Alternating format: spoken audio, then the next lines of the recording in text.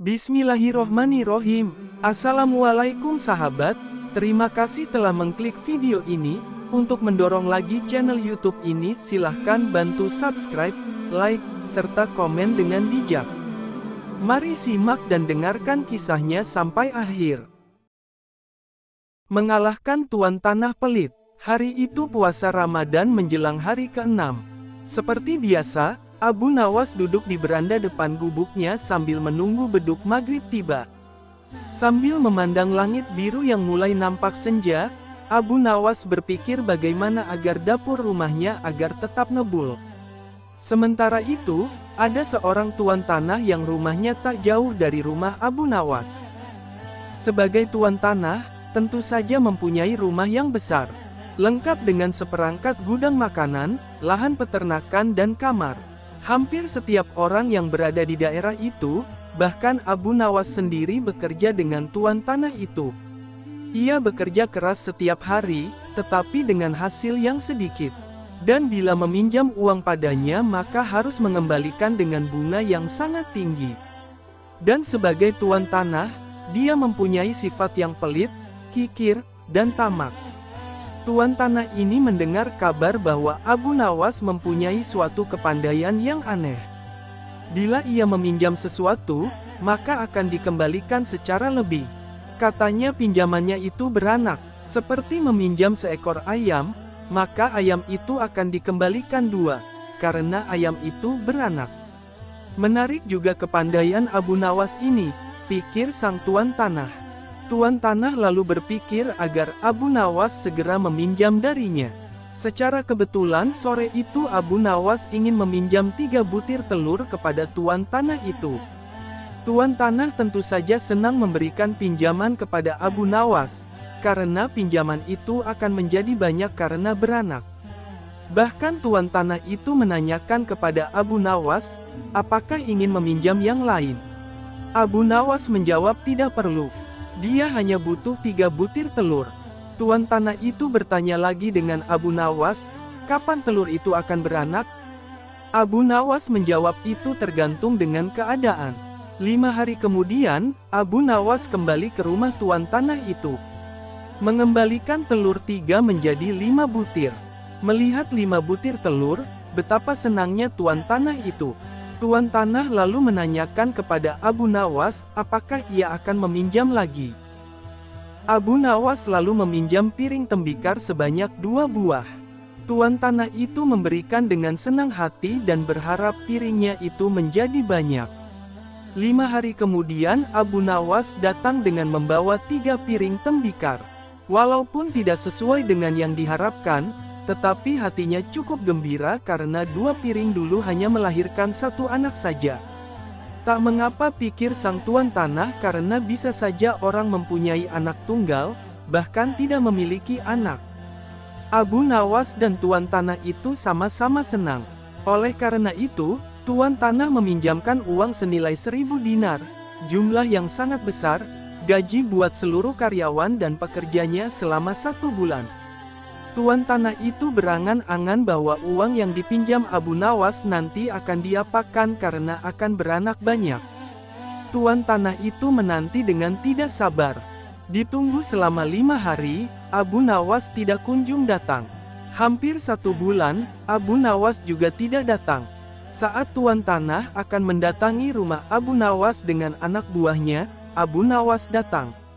Mulanya tuan tanah gembira, tapi sesudah Abu Nawas menjelaskan persoalannya, bukan main marahnya tuan tanah itu. Sayang sekali tuan, uang yang saya pinjam itu, bukannya beranak, malah 3 hari kemudian mati mendadak, kata Abu Nawas. Mendengar kata-kata itu betapa geramnya tuan tanah. Hampir saja Abu Nawas dihajar anak buah tuan tanah. Untung saja ada teman-teman Abu Nawas yang baru pulang dari bekerja. Tuan tanah itu mengadukan kepada pengadilan. Tuan tanah itu berharap Abu Nawas akan digantung atau bahkan dihukum rajam. Dan pengadilan pun dimulai. Abu Nawas membeberkan semua permasalahannya. Demikian juga tuan tanah itu menjelaskan. Pengadilan pun memutuskan cukup rasional, masuk akal. Kalau sesuatu bisa beranak sudah pasti bisa mati. dan Abu Nawas telah menjalankan lakonnya dengan baik. Adapun tuan tanah yang tamak itu telah tertipu karena wataknya sendiri yang kikir, tamak, dan pelit. Menipu gajah. Karena tidak ada yang harus dikerjakan di rumah, Abu Nawas jalan-jalan keluar untuk mencari angin. Abu Nawas bertanya kepada seorang kawan yang kebetulan berjumpa di tengah jalan. "Ada kerumunan apa di sana?" tanya Abu Nawas. "Pertunjukan keliling yang melibatkan gajah ajaib," jawab kawan Abu Nawas tersebut. "Apa maksudmu dengan gajah ajaib?" tanya Abu Nawas lagi. "Gajah yang bisa mengerti bahasa manusia dan yang lebih menakjubkan lagi adalah gajah itu hanya mau tunduk kepada pemiliknya saja," jawab kawan Abu Nawas. Abu Nawas makin tertarik. Ia tidak tahan untuk menyaksikan kecerdikan dan keajaiban binatang raksasa itu. Kini Abu Nawas sudah berada di tengah kerumunan para penonton. Karena begitu banyak penonton yang menyaksikan pertunjukan itu, sang pemilik gajah dengan bangga menawarkan hadiah yang cukup besar bagi siapa saja yang sanggup membuat gajah itu mengangguk-angguk. Tidak heran bila banyak di antara para penonton yang mencoba untuk maju satu persatu. Mereka berupaya dengan beragam cara untuk membuat gajah itu mengangguk-angguk. Tetapi usaha mereka sia-sia, gajah itu tetap menggeleng-gelengkan kepala. Melihat kegigihan gajah itu, Abu Nawas semakin penasaran hingga ia maju untuk mencoba. Setelah berhadapan dengan binatang berbelalai itu, Abu Nawas bertanya kepada sang gajah. "Tahukah engkau siapa aku ini?" Gajah menggeleng. "Apakah engkau tidak takut kepadaku?" tanya Abu Nawas lagi. Namun gajah itu tetap saja menggeleng-gelengkan kepala. "Apakah engkau takut kepada tuanmu?" tanya Abu Nawas memancing. Gajah itu mulai ragu. "Bila engkau tetap diam maka akan aku laporkan kepada tuanmu," lanjut Abu Nawas mengancam. Akhirnya gajah itu terpaksa mengangguk-angguk. Atas keberhasilan Abu Nawas membuat gajah itu mengangguk-angguk, maka ia mendapat hadiah berupa uang yang banyak. Bukan main marahnya pemilik gajah itu, hingga memukuli binatang yang malang itu. Pemilik gajah itu malu bukan kepalang. Pada hari berikutnya, ia ingin menebus kekalahannya. Kali ini ia melatih gajahnya mengangguk-angguk. Bahkan ia mengancam akan menghukum berat gajahnya apabila sampai bisa dipancing. Penonton mengangguk-angguk terutama oleh Abu Nawas. Tak peduli apapun pertanyaan yang diajukan. Saat-saat yang dinanti telah tiba, kini para penonton ingin mencoba, harus sanggup membuat gajah itu menggeleng-menggelengkan kepala. Maka, seperti hari sebelumnya, banyak para penonton tidak sanggup memaksa gajah itu menggeleng-gelengkan kepala. Setelah tidak ada lagi yang ingin mencobanya, Abu Nawas maju lagi, ingin mengulang pertanyaan yang sama. "Tahukah engkau siapa aku ini?" tanya Abu Nawas. Gajah itu mengangguk. "Apakah engkau tidak takut kepadaku?" tanya Abu Nawas lagi. Gajah itu tetap mengangguk. "Apakah engkau tidak takut kepada tuanmu?" pancing Abu Nawas. Gajah itu tetap mengangguk. Gajah itu mengangguk karena binatang itu lebih takut terhadap ancaman tuannya daripada Abu Nawas. Akhirnya Abu Nawas mengeluarkan bungkusan kecil berisi balsam. "Tahukah engkau apa guna balsam ini?" tanya Abu Nawas. Gajah itu tetap mengangguk. "Baiklah, bolehkah ku gosok selangkangmu dengan balsam?" tanya Abu Nawas lagi. Gajah itu mengangguk lagi, lalu Abu Nawas menggosok selangkang binatang itu. Tentu saja gajah itu merasa agak kepanasan dan mulai agak panik. Kemudian Abu Nawas mengeluarkan bungkusan yang cukup besar. Bungkusan itu juga berisi balsam. "Maukah engkau bila balsam ini aku habiskan untuk menggosok selangkangmu?" ancam Abu Nawas, dan rupanya ia lupa ancaman tuannya. Sehingga terpaksa gajah itu menggeleng-gelengkan kepala sambil mundur beberapa langkah. Abu Nawas dengan kecerdikan dan akalnya yang licin mampu memenangkan sayembara itu. Debat tentang ayam dan telur. Melihat ayam betinanya bertelur, Baginda tersenyum. Beliau memanggil pengawal agar mengumumkan kepada rakyat bahwa kerajaan mengadakan sayembara untuk umum. Sayembara itu berupa pertanyaan yang mudah tetapi memerlukan jawaban yang tepat dan masuk akal. Barang siapa yang bisa menjawab pertanyaan itu akan mendapat imbalan yang amat menggiurkan. 1 pundi penuh uang emas. Tetapi bila tidak bisa menjawab maka hukuman yang menjadi akibatnya. Banyak rakyat yang ingin mengikuti sayembara itu terutama orang-orang miskin. Beberapa dari mereka sampai meneteskan air liur. Mengingat beratnya hukuman yang akan dijatuhkan, maka tak mengherankan bila pesertanya hanya 4 orang. Dan salah satu dari para peserta yang amat sedikit itu adalah Abu Nawas. Aturan main sayembara itu ada 2. Pertama, jawaban harus masuk akal. Kedua, peserta harus mampu menjawab sanggahan dari Baginda sendiri. Pada hari yang telah ditetapkan para peserta sudah siap di depan panggung. Baginda duduk di atas panggung. Beliau memanggil peserta pertama. Peserta pertama maju dengan tubuh gemetar. Baginda bertanya pada peserta pertama, "Manakah yang lebih dahulu ada, telur ataukah ayam?" Tanya Baginda. "Telur," jawab peserta pertama. "Apa alasannya?" Tanya Baginda. "Bila ayam lebih dahulu itu tidak mungkin, karena ayam sendiri itu berasal dari telur," kata peserta pertama menjelaskan.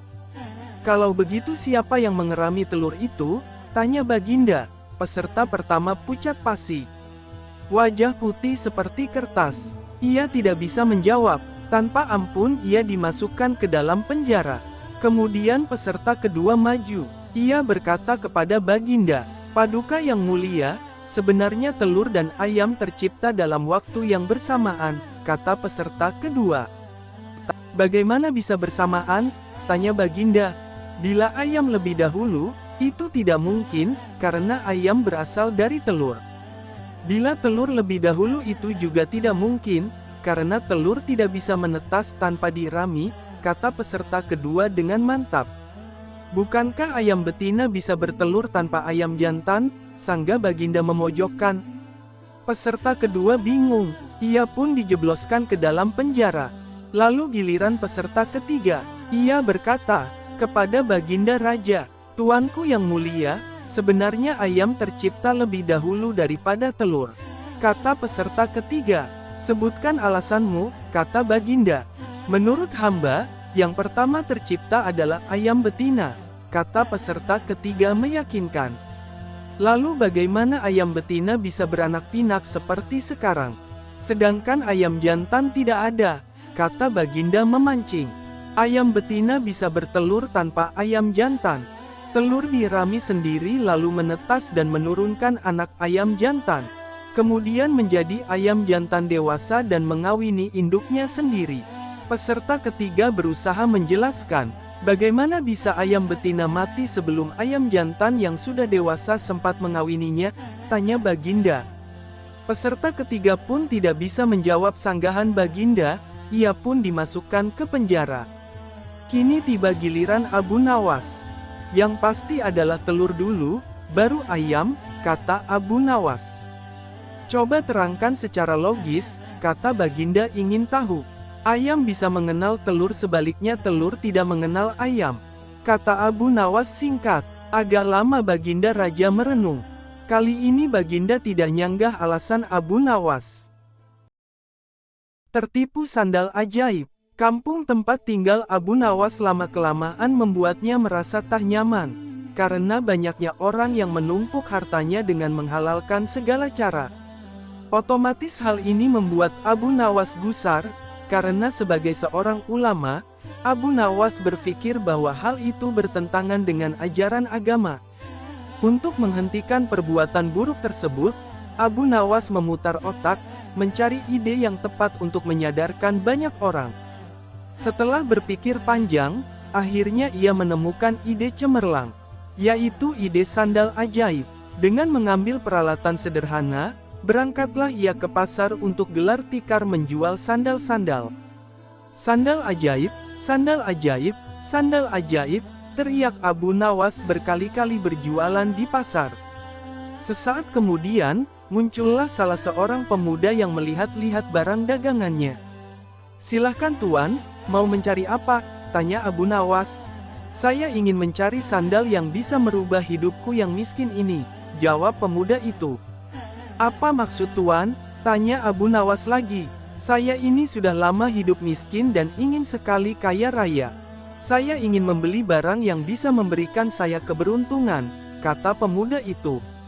Kemudian Abu Nawas mengambilkan salah satu sandal ajaibnya.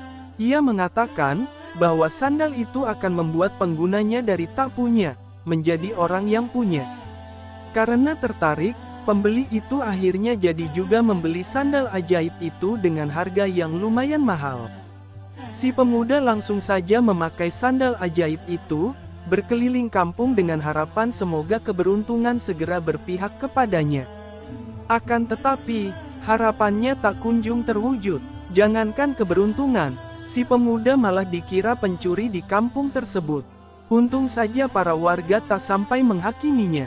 Karena merasa tertipu, pemuda itu kembali lagi menemui Abu Nawas untuk protes.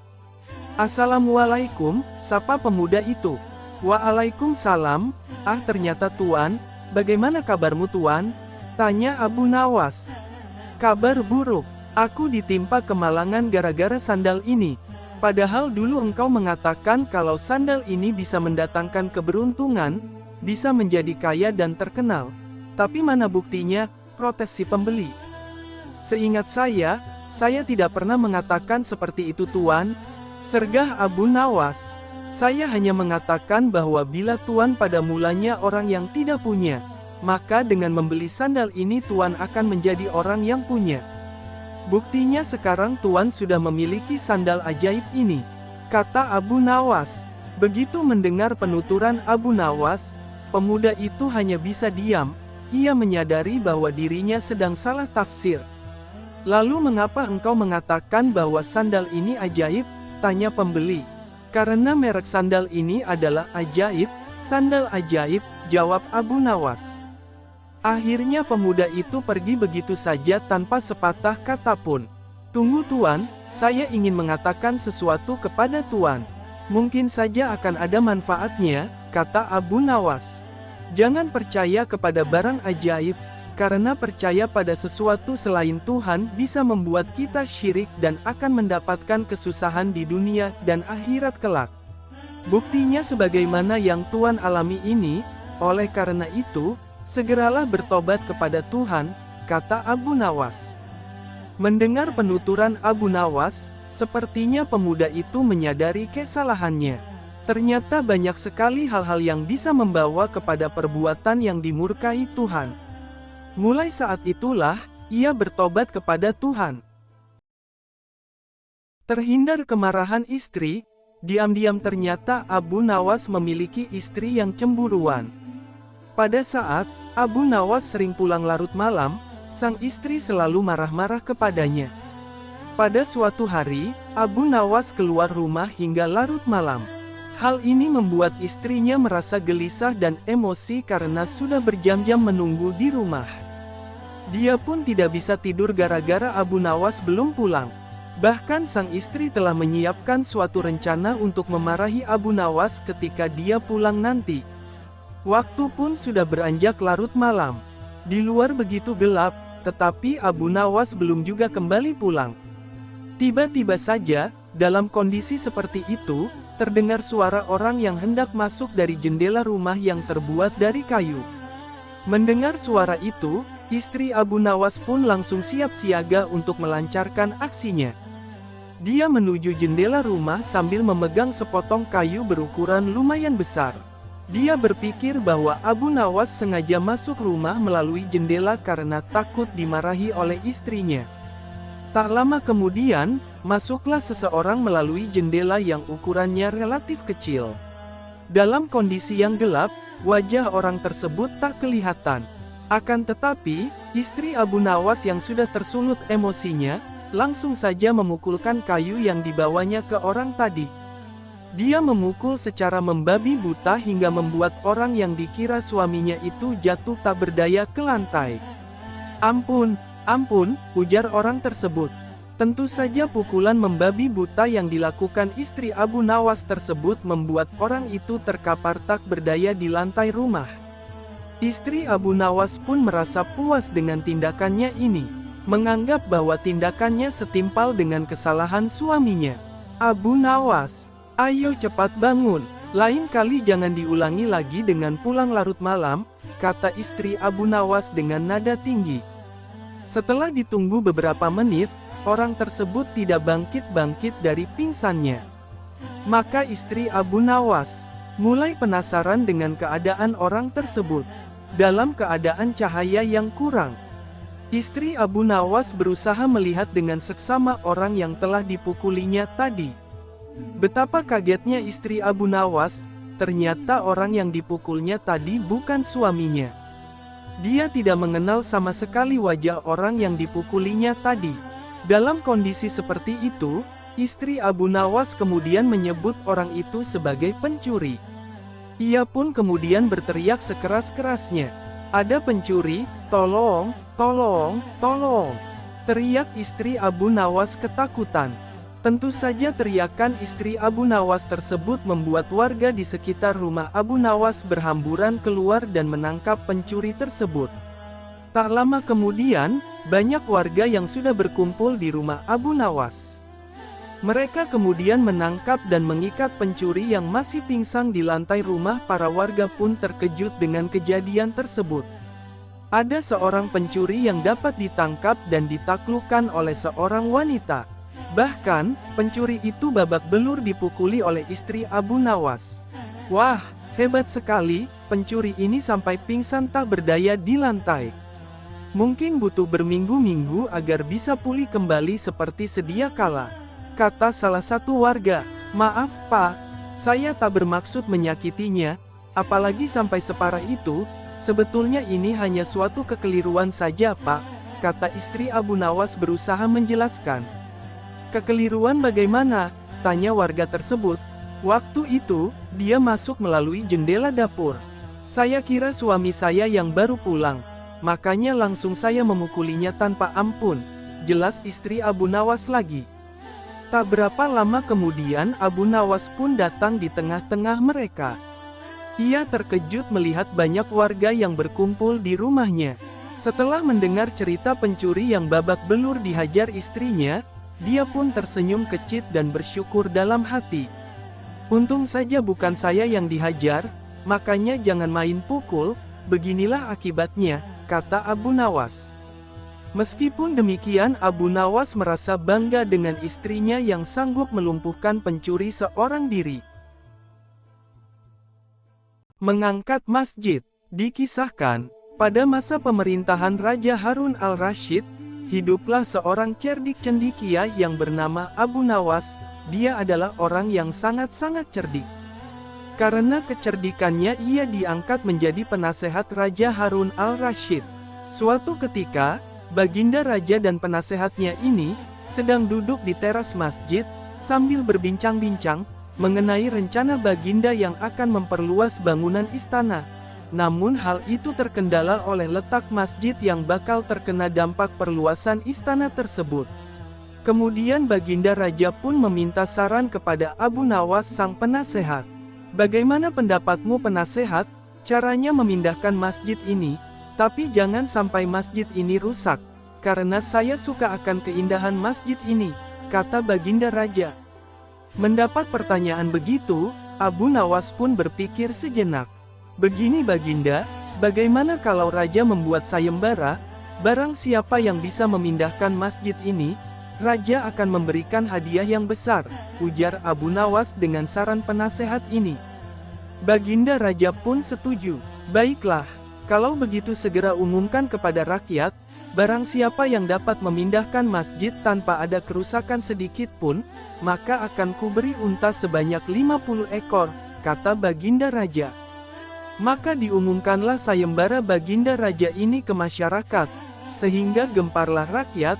Atas sayembara Raja tersebut banyak rakyat yang mendaftar dengan tim-tim yang bervariasi jumlahnya, hingga pada hari yang telah ditentukan, maka seluruh rakyat berkumpul di depan masjid yang akan dipindahkan.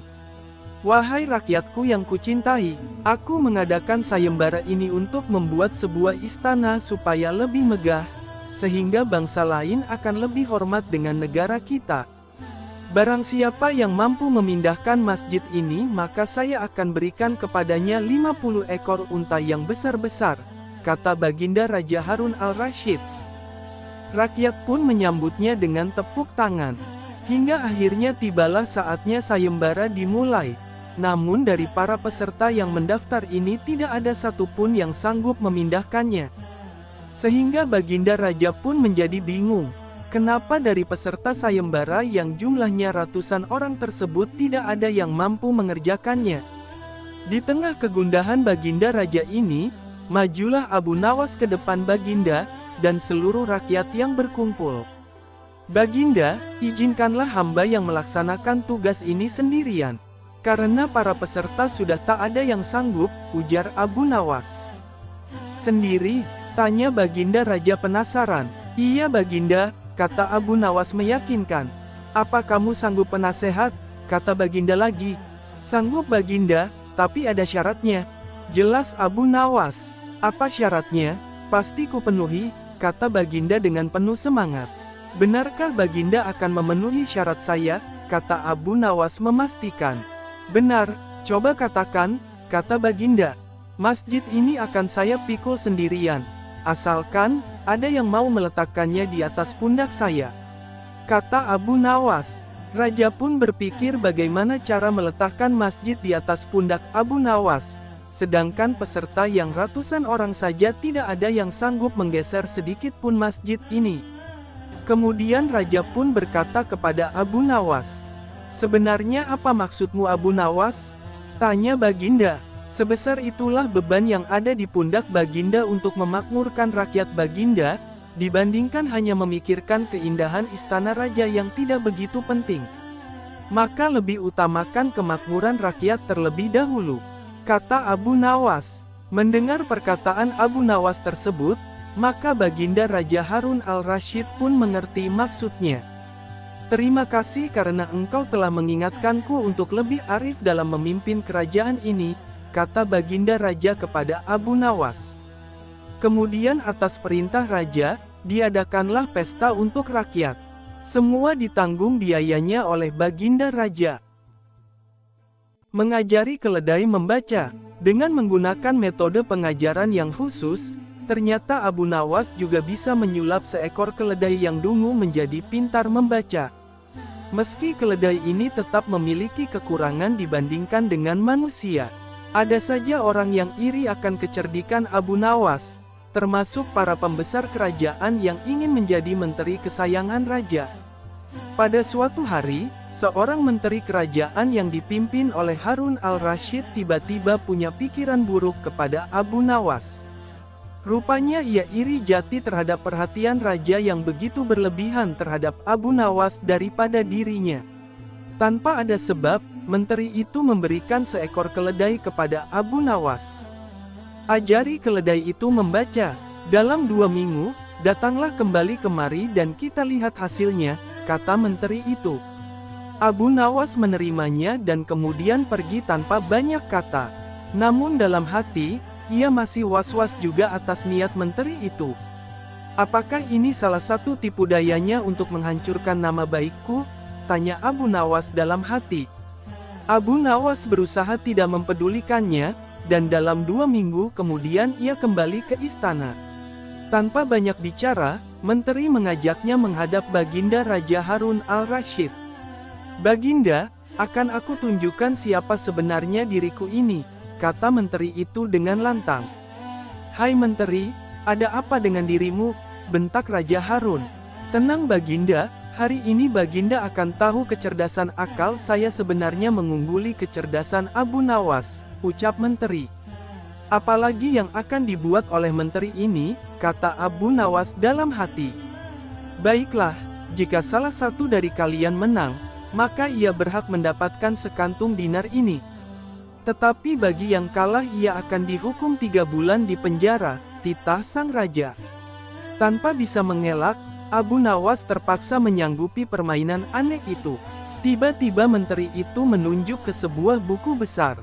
Coba buktikan jika keledai itu bisa membaca, bukankah engkau cerdas dalam segala hal? kata menteri kepada Abu Nawas. Abu Nawas lalu menggiring keledainya ke buku itu dan membuka sampulnya. Si keledai menatap buku itu, dan tak lama kemudian mulai membalik halamannya dengan lidahnya. Terus-menerus dibaliknya setiap halaman sampai ke halaman terakhir. Setelah selesai si keledai menatap Abu Nawas. Demikianlah keledaiku bisa membaca, kata Abu Nawas. Kini giliran si menteri itu menginterogasi. Bagaimana caramu mengajari dia membaca? Tanyanya. Sesampainya di rumah, aku siapkan lembaran-lembaran besar mirip buku dan aku sisipkan biji-biji gandum di dalamnya. Keledai itu harus belajar membalik-balik halaman untuk bisa memakan biji-biji gandum itu, sampai ia terlatih betul untuk membalik-balik halaman buku dengan benar, jelas Abu Nawas. Tapi bukankah ia tidak mengerti apa yang dibacanya, tukas si menteri? Memang demikianlah cara keledai membaca, dia hanya membalik-balik halaman tanpa mengerti isinya. Kalau kita membuka-buka buku tanpa mengerti isinya, kita disebut setolol keledai bukan? Jawab Abu Nawas. Jawab Abu Nawas ini mendapatkan anggukan dari Baginda Raja. Baginda mengerti, sepintar-pintarnya hewan, tidak akan sanggup menjadi sesempurna manusia. Hanya manusia bodoh saja yang tidak mampu menggunakan akalnya untuk berpikir. Akhirnya Abu Nawas mendapatkan hadiah sekantung dinar, sedangkan menteri masuk penjara. Terima kasih telah bersedia mendengarkan sampai akhir, semoga berkenan mendengarkan cerita lainnya di channel ini. Serta untuk kita senantiasa sehat selalu dan bahagia. Assalamualaikum warahmatullahi wabarakatuh.